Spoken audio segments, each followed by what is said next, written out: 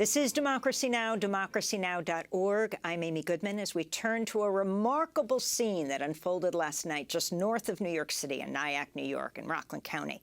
This is how the Journal News reported it. Quote, activist and educator Angela Davis came to Rockland after all Thursday evening, meeting with North Rockland teens and hundreds of others after a planned school-sponsored event unraveled amidst criticism that she was too radical for the county and its children.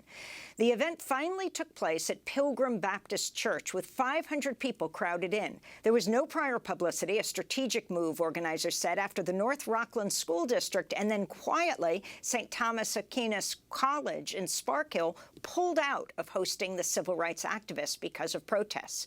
When Davis appeared, before she reached the podium, her audience burst into applause and gave her a standing ovation.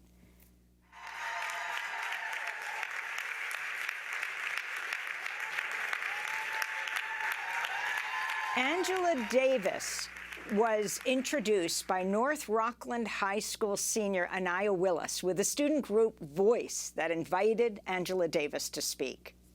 The fact that we are able to stand and sit here today and fight for what we believe in, even if people are afraid of change, is an amazing thing because it shows that we can overcome anything if we all just put our minds to it.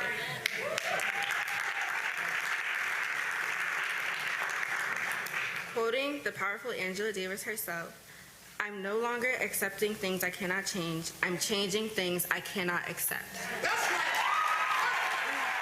When Angela Davis addressed the packed church, she said she was especially moved by the students' invitation to speak in Rockland County because it was the longtime home of her dear friend and editor, the late, great novelist Toni Morrison, who wrote the introduction to her biography, which has just been republished in a new edition.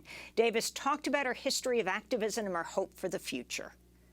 But I think every day about the fact that I am associated with a people who have refused to give up after centuries and centuries. Not only that, but who have created beauty in the process of struggling. So that was Thursday night. Angela Davis in Rockland County in a Nyack church. She joins us now in New York City.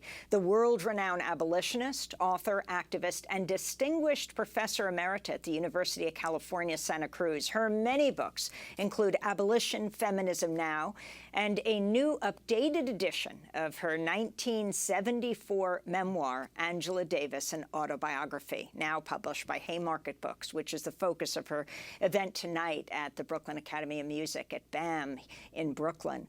Also with us, Nikki Hines, Nyack NAACP president, community activist in Rockland County, who supported the students at Rockland County High School when they invited Angela to speak. We welcome you both to Democracy Now! Angela Davis, this is a reprise of what happened a few years ago when you went home to Birmingham. Same thing. You end up doing an event outside of the place you were actually invited, and so many more people turned out. Talk about the significance of last night's event. Well, first of all, it was really wonderful to see the outpouring of support from the community in Rockland County, especially from the Black community. I was entirely impressed by the students who took the initiative to invite me and who indicated during the course of the event that they better, understood how to stand up and fight back. I was absolutely shocked when I was told that an event that had been planned many, many, many months ago was canceled at the last minute by the school board, by the superintendent of schools in Rockland County.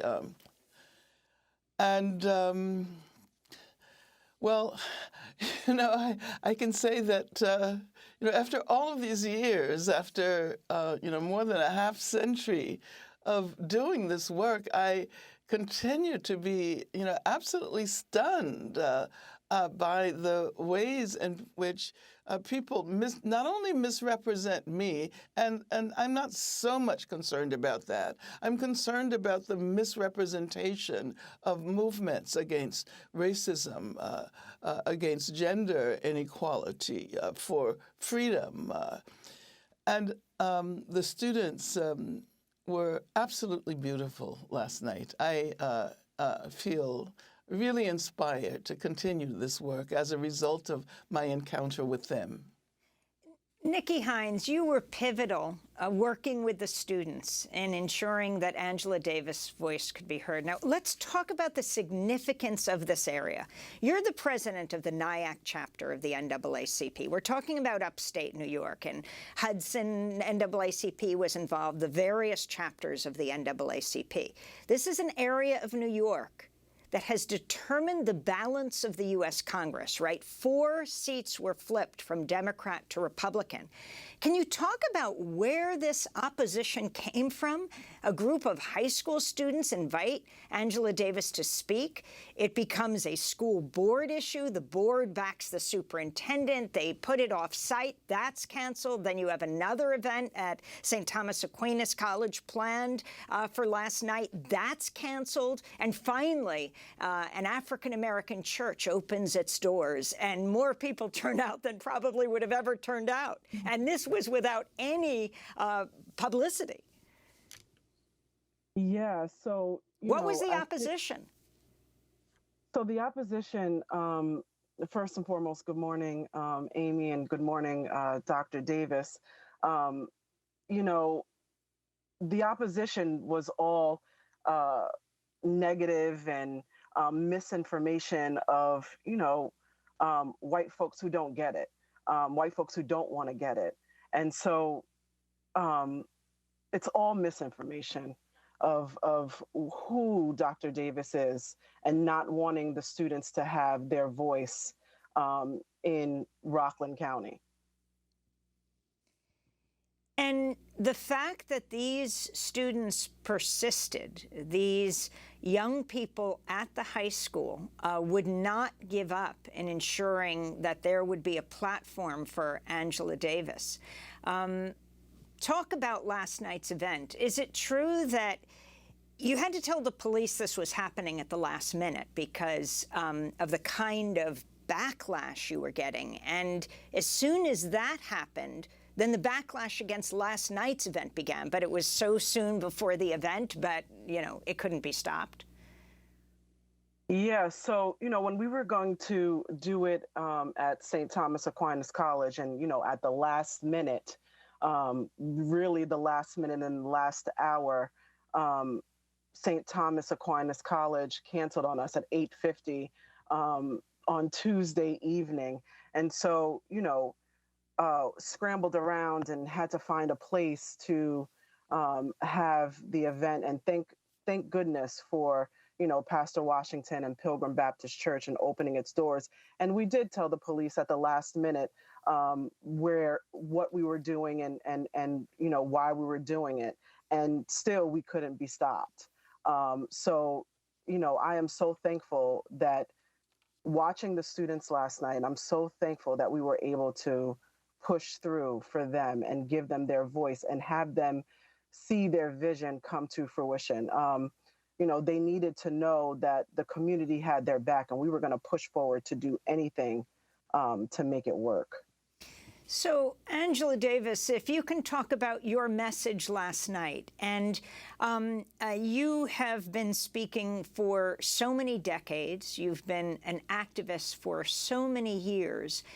What you think of what is happening today with laws around the country cracking down on free speech, this kind of enormous pressure brought that leads to pre-censorship, young people afraid to invite someone because it might lead to something like this. But what you had to say last night. Well, I was actually speaking about what has been called the new McCarthyism.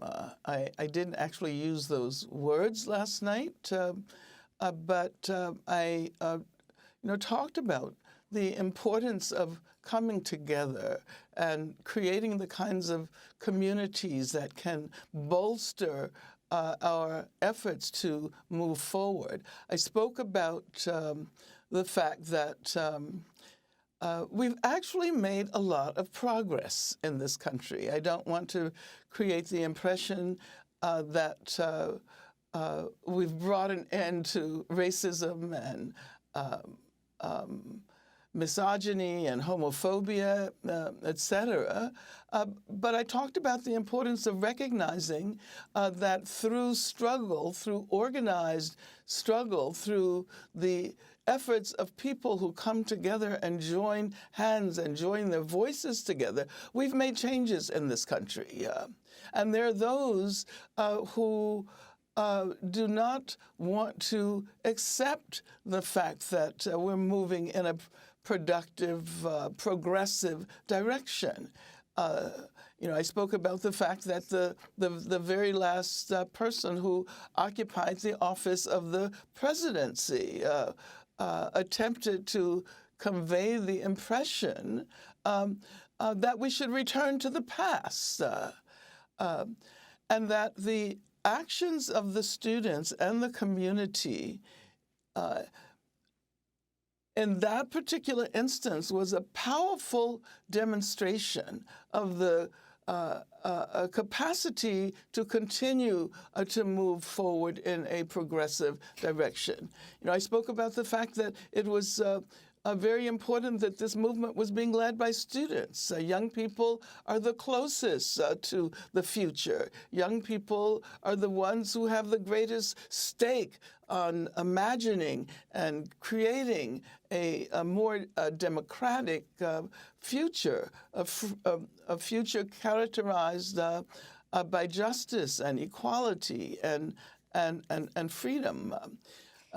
Angela Davis, I wanted to ask you about Toni Morrison, because where you went last night, Rockland County, this was the home county of Toni Morrison, and she was a dear friend of yours. She was your editor. Is it true she got you to write the autobiography in 1974 Yes. of the young Angela?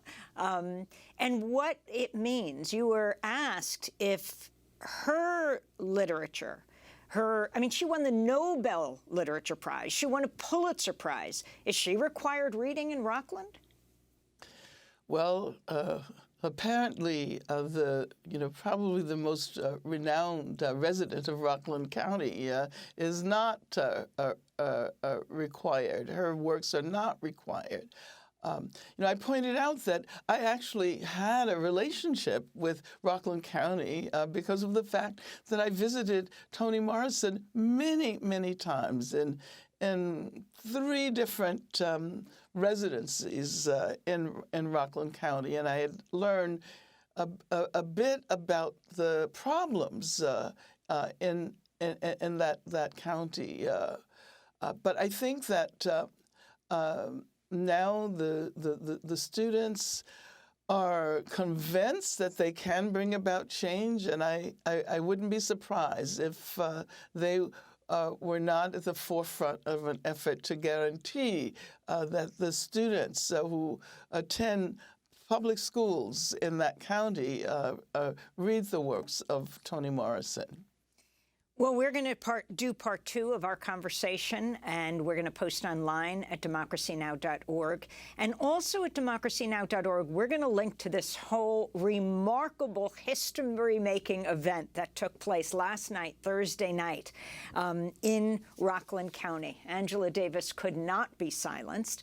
Angela Davis, the world-renowned abolitionist, author, activist, and distinguished professor emerita at University of California, Santa Cruz. Her autobiography has just been published by Haymarket. She'll be speaking at BAM tonight on that autobiography. And Nikki Hines, Nyack NAACP president, community activist in Rockland County. A happy early birthday to Emily Gosselin. Democracy Now! Produced with Renee Fels-Meitberg, Dina Guzder, Messiah Rhodes, Maria Terracena, Tammy Warnoff, Sharina Nadura, Sam Alcoff, Maria Studio, John Hamilton. I'm Amy Goodman. Thanks for joining us.